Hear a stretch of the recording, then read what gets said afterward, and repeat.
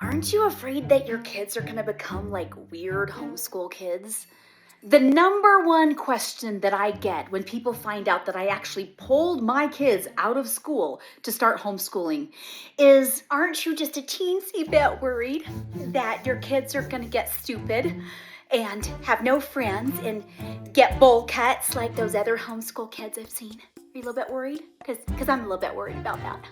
Why would I get them bowl cuts? What they're really asking is, aren't you worried that your kids will never memorize the periodic table?